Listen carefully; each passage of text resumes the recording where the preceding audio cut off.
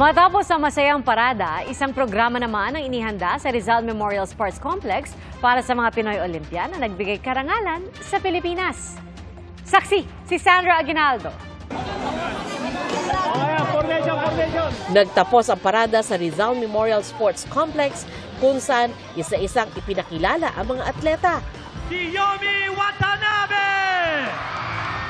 Naroon din sina Samantha Catantan, Hergy Bacyadan, Carlo Paalam, at Lauren Hoffman. Pati sina John Tolentino, Jared Hatch, Kayla Sanchez, Giovanni Delgaco, at Elrin Ando. Gayon din ang bronze medalist na sina Ira Villegas at Nesty Petesio.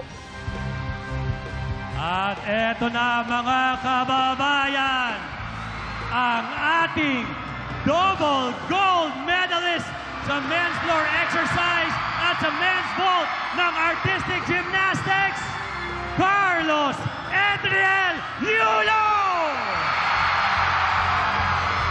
Proud na proud ako sa mga nakatayo dito sa gilid ko. Grabe yung motivation ko na nakukuha ko sa kanila at mga natututunan. Sobrang nakaka-inspira silang lahat. Mas gagalingan pa po namin sa mga susunod na competition at asahan nyo po na mas makakakuha po tayo ng mas maraming medal po. Maraming salamat po sa inyo lahat. God bless us all po. Taus-puso po kaming nagpapasalamat sa suporta nyo at sa prayers nyo. Lalo na po sa mga nanood po sa amin na madaling araw po dito sa Pilipinas. Maraming salamat po. Sa mga kabataan po na nag-e-aim na sundan yung yapak po naming lahat na nandito po sa harapan ninyo.